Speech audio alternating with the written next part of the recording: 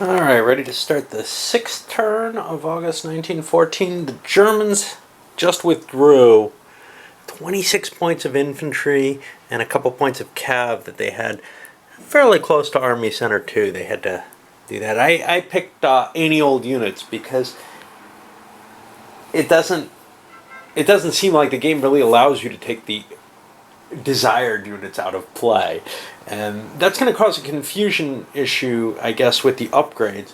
So I've put these aside over here. Hopefully I'll remember why they're aside, not in the dead bag, and not over there where I'm keeping units that can be rebuilt. This is going to be kind of tricky, but whatever. But at the same time, there's a little pile of new German units coming in here. Almost as many strength points. Some 16 strength points of infantry and an engineer. Unfortunately, those are not right on the line where I can throw them into battle right away. Kind of disturbing that I got to do that, but it's, historically accurate.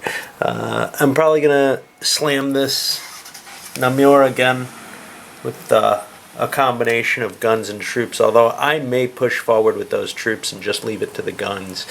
The problem with that is I want to get my railway as far extended forward as I can. I don't know how important that really is, though. It's important for shifting supplies forward. There's no question there. When do I next get more supplies? I'm getting them here in October. So I've got to have it built by then. But before that, I don't know how big a deal it really is. And I do have another railway, although this may be dashed lines here. See, here it's dashed lines. Here I'm not sure. This looks a little thinner than the others, but I think it's a solid line. Oh, maybe that's maybe that's the double track World War II era, I bet. And I've been building that. Well, that's not going to work. Oh, no, I haven't built it yet. Okay. Yeah, because I just got Liege. And I can build up this way.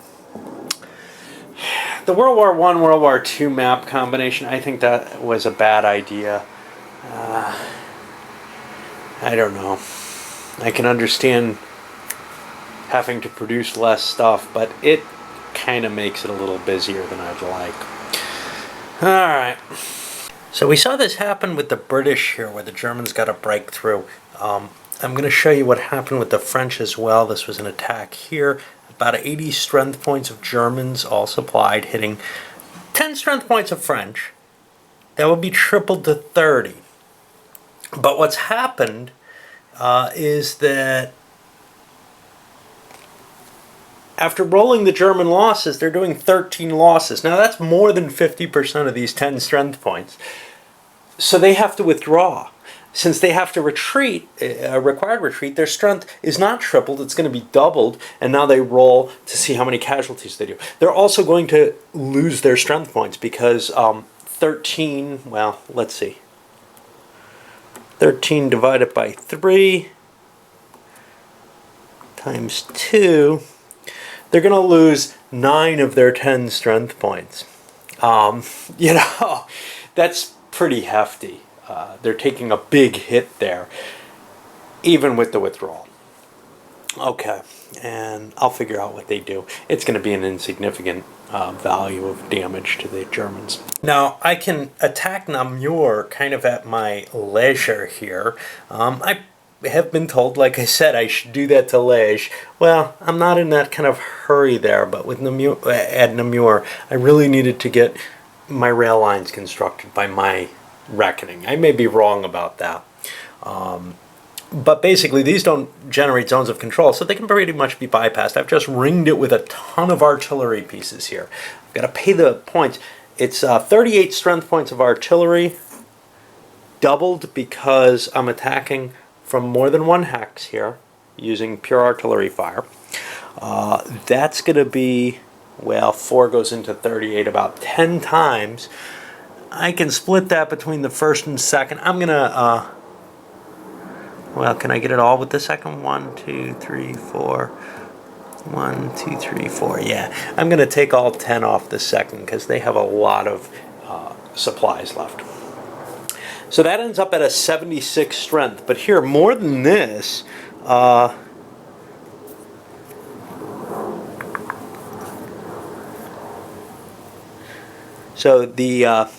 it's the number of infantry divisions that are in the fortress that affects this doubling. I have more hex sides than infantry divisions. There would be no infantry divisions.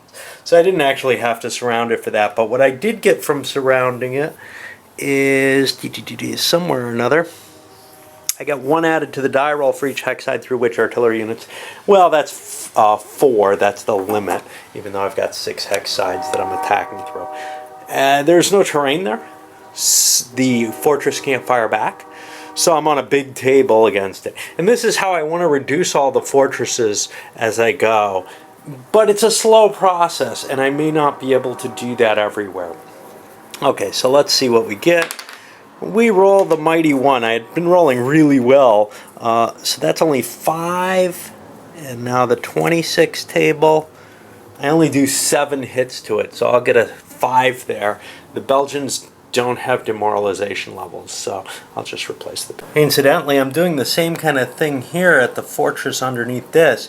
There's not going to be any fire back because I'm just using artillery fire, but I'm not going to get the doubled strength because there are 3 infantry divisions in there. It doesn't matter how weak they are.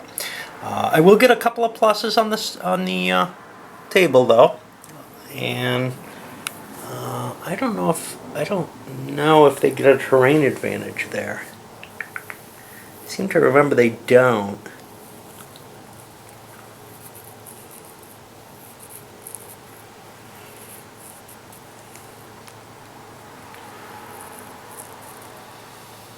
They're not affected by river, they're affected by other terrain. Okay, so because there's, what is that, the broken terrain in that hex, and you can almost see it there. Up on this northern hex side, it looks like there's broken terrain, and there's certainly broken terrain down here on the southern, I can't see now, on the southern hex side here. And you can bring that into play because I'm attacking from adjacent to that. So that's going to be a -1 to the die roll. I'll just add up the artillery strength and make the fire. And here we get one of those situations. I caused 4 hits. Well, I want a 23. Unfortunately, when I look over here, there aren't any counters that I can get that'll get me to a 23. This sucker's a 27. The best I can do to him is a -2. That's 25.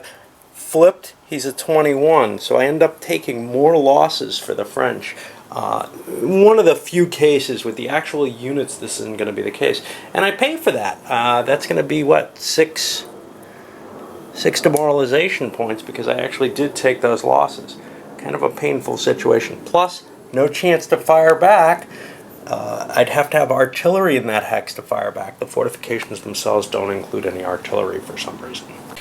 Now, where the southern line is, I was pushing forward with the Germans to try to get into a good position there. But, you know, everywhere where I look, the French are positioned on top of a decent-sized fort or else have a lot of units. This actually probably would be the best place to attack. Let me count and see. Well, my odds are not going to be good there. I can guarantee that. That's a big enough stack that I don't even want to look at it. But these couple little places are on top of big fortresses. I'm bringing some artillery up, siege artillery, to bombard them.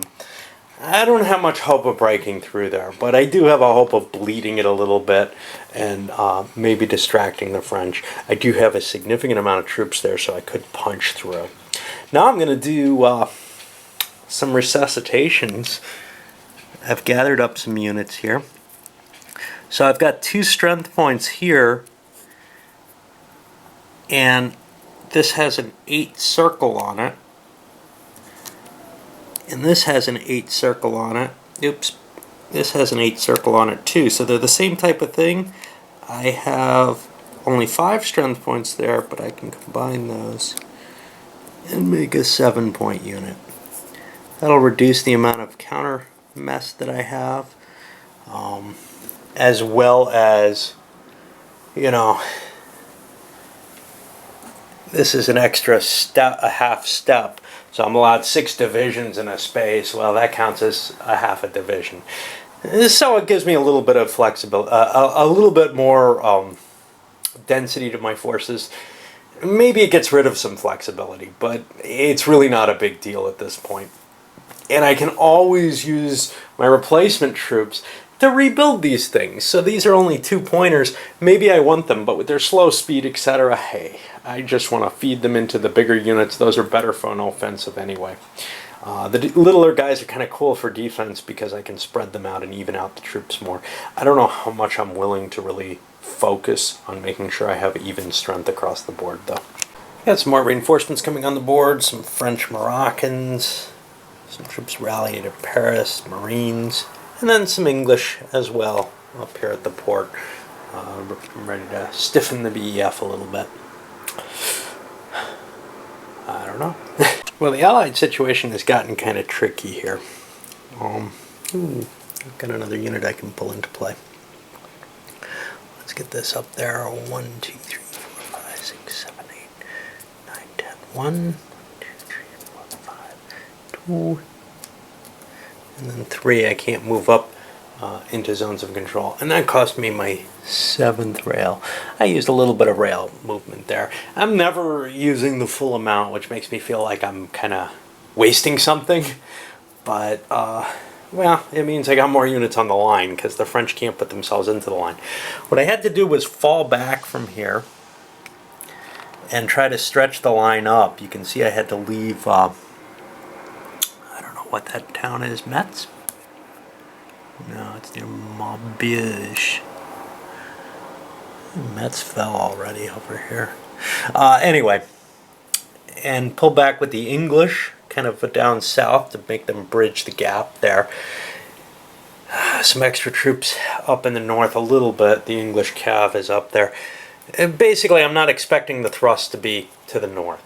I'm expecting it to try to break through right here in this salient, or here where it's actually the weakest, and try to turn the flanks in both directions. I got to remember with the Germans to do a column attack because these things are really weak, and by pushing them out of the way I can then use some breakthrough type action and not have to hit against the hard points in the line. I also shifted some artillery around on the French line with the intention of, hey, it's no fair being able to shell my forts without me shooting back. But the problem with that is the artillery has to take the losses then. And artillery is actually, forts are impossible to repair, but artillery is expensive to repair compared to infantry. So it's kind of a bad situation no matter how you look at it. The advantage, though, is with those fortifications there, it makes it less likely that the artillery is going to have to retreat. Artillery poised with infantry units is very likely to be destroyed because of a retreat. And I had that happen with the one unit up here. And I don't want to see that happen again. That was an expensive loss for no reason. So I'm trying to position them on the strong points.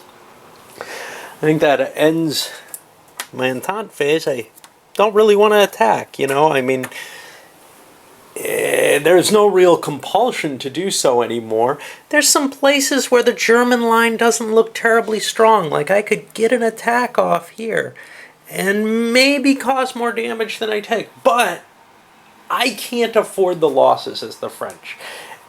And what would happen if I break there? If I break the Germans there and force them back?